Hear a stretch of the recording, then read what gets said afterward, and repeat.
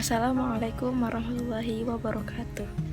Kami dari kelompok 7, kelas proteksi tanaman A, akan mempresentasikan hasil diskusi kami mengenai respirasi. Sebelum itu, kami akan memperkenalkan anggota kelompok kami. Perkenalkan, nama saya Redo Franca, BP 19 1025 3002. Perkenalkan, nama saya Mulia Sukmadewi, nomor BP 1910252036. Perkenalkan, nama saya Alif Ashidiki, nomor BP 1910253003. Perkenalkan, nama saya Rizky juga, BP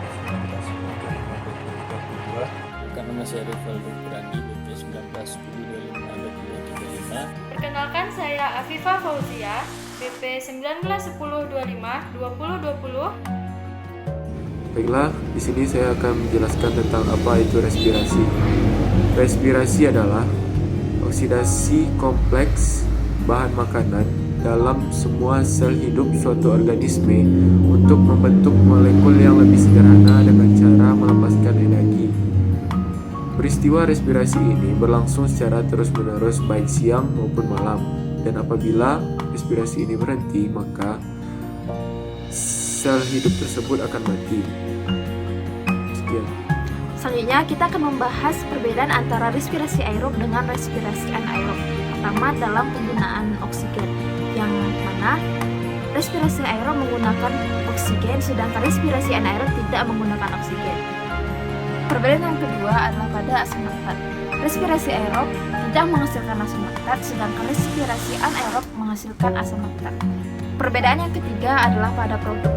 Pada respirasi aerob menghasilkan karbohidrat, air, dan energi, sedangkan pada respirasi anaerob menghasilkan karbohidrat, energi, etanol, dan asam laktat. Perbedaan selanjutnya adalah pada tahapan. Yang pertama, respirasi aerob memiliki tahapan glikolisis, transportasi elektron, dan siklus Krebs. Sedangkan pada respirasi anaerob hanya memiliki siklus glikolisis dan fermentasi saja. Perbedaan selanjutnya yaitu pada respirasi aerob terjadi di sebagian besar sel, sedangkan pada respirasi anaerob terjadi pada bakteri, ragi, bagian prokariota, eritrosit, dan sel otot. Yang terakhir adalah jumlah energi yang dihasilkan. Pada respirasi aerob menghasilkan 2.900 kJ per mol glukosa, sedangkan pada respirasi anaerob menghasilkan 1.200 kJ per mol glukosa. Baiklah, saya akan menjelaskan tentang faktor-faktor yang mempengaruhi dari respirasi. Pertama adalah faktor internal, yang kedua adalah faktor eksternal. Faktor internal adalah faktor yang mempengaruhi dari dalam tumbuhan atau lingkungan sel. Yang kedua adalah faktor eksternal yang mempengaruhi dari luar lingkungan atau dalam sel tersebut. Yang pertama adalah faktor internal. Faktor internal adalah jumlah plasma dalam sel. Jika jumlah plasma ini dimaksud adalah jumlah sel yang baru terbentuk. Jika sel tersebut telah baru terbentuk yang sangat banyak, maka proses respirasi akan semakin cepat dan lebih mudah. Yang kedua adalah jumlah substrat respirasi di dalam sel. Jika jumlah substrat ini sedikit di dalam tumbuhan, maka respirasi akan semakin menurun dan melambat. Ini dikarenakan tidak ada energi untuk melakukan respirasi. Jika semakin banyak dan dengan semakin banyak, maka respirasi akan semakin cepat dan meningkat. Salah satu substrat pada tumbuhan adalah karbohidrat. Selanjutnya adalah umur dan tipe tumbuhan.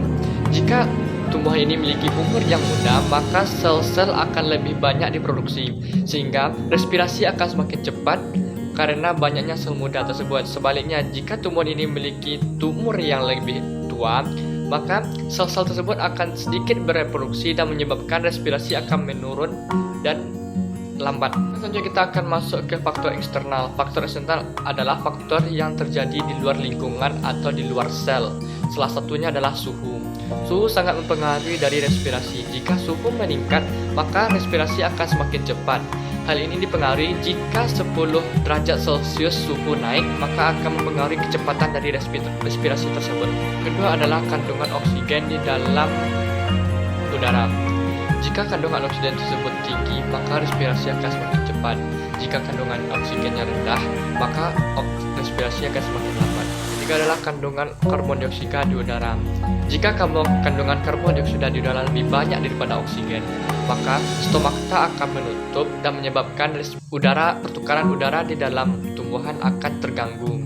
Dan sebaliknya, jika kadar karbon dioksida lebih rendah, maka stomata akan terangsang membuka dan akan mempermudah jalurnya oksigen atau karbon dioksida masuknya adalah cahaya. Cahaya akan mendorong laju respirasi pada jaringan berklorofil karena cahaya sangat berpengaruh dalam terjadinya substrat respirasi yang dihasilkan oleh proses fotosintesis.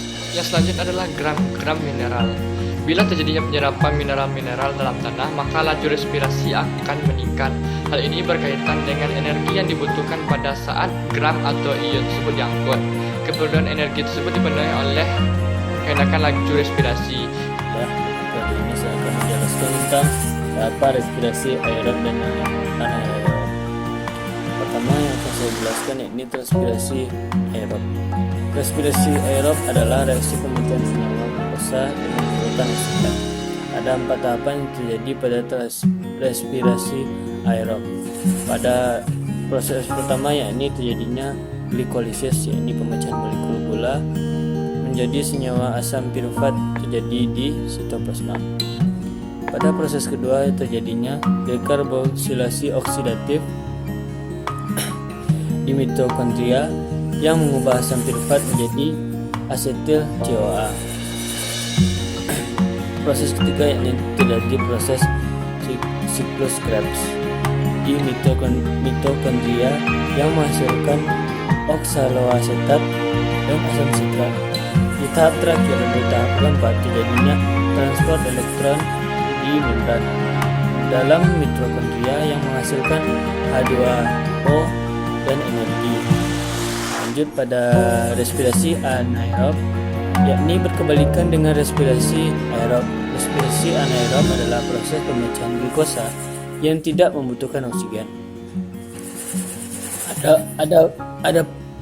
Ada pun beberapa organisme yang dapat melakukan respirasi aerob, salah satunya ini bakteri asam laktat. Jika dibandingkan dengan respirasi aerob hanya menghasilkan sedikit ATP atau energi. Proses respirasi aerob dibedakan menjadi 2, yaitu fermentasi alkohol dan fermentasi asam laktat. Sekian. Ini saya akan menjelaskan secara singkat apa itu titrasi. Titrasi adalah metode yang menentukan konsentrasi suatu zat atau larutan tertentu dengan cara mereaksikannya dengan zat atau larutan yang sudah diketahui konsentrasinya. Tujuan titrasi itu sendiri yaitu untuk menentukan tingkat pH suatu zat atau larutan. Jenis titrasi tersebut ada 4, yaitu titrasi redoks yang biasa menggunakan reaksi redoks, yang kedua titrasi asam basa, yang ketiga titrasi kompleksasi yang biasa menggunakan reaksi ion pembentukan atau reaksi kompleksasi, yang keempat yaitu titrasi argentometri yang biasa digunakan untuk reaksi pengendapan. Mungkin sedikit itu dari saya. Apabila ada kesalahan mohon dimaafkan. Terima kasih. Kali ini saya akan menyimpulkan penjelasan mengenai materi respirasi yang telah dipaparkan. Dari penjelasan yang telah dipaparkan tadi, dapat kita ketahui akhirnya respirasi memiliki 4 tahap, yakni glikolisis, dekarboksilasi oksidatif, siklus Krebs, dan transfer elektron. Selain itu, tidak hanya hewan maupun manusia, makhluk hidup lain seperti tumbuhan pun juga memerlukan respirasi untuk keseimbangan metabolisme dan mempertahankan hidup. Respirasi oleh tumbuhan juga bermanfaat bagi lingkungan di sekitarnya, terutama manusia dan hewan, karena respirasi pada tumbuhan menghasilkan oksigen yang juga berpengaruh terhadap kelangsungan hidup manusia maupun hewan. Agar tujuan dari respirasi pada tumbuhan ini dapat tercapai, tentunya respirasi pada tumbuhan memerlukan substrat-substrat tertentu dan faktor-faktor tertentu seperti suhu, kelembaban, dan cahaya agar proses respirasi pada tumbuhan dapat tercapai dengan maksimal. Oleh karena itu, penting bagi kita untuk bisa menjaga kelestarian alam agar keseimbangan dapat tercapai dan diperoleh manfaat yang lebih baik. Baiklah, sekian penjelasan dan materi mengenai respirasi. Terima kasih atas perhatiannya. Terlebih dan terkurang kami mohon maaf. Wabillahi taufiq wal hidayah. Assalamualaikum warahmatullahi wabarakatuh.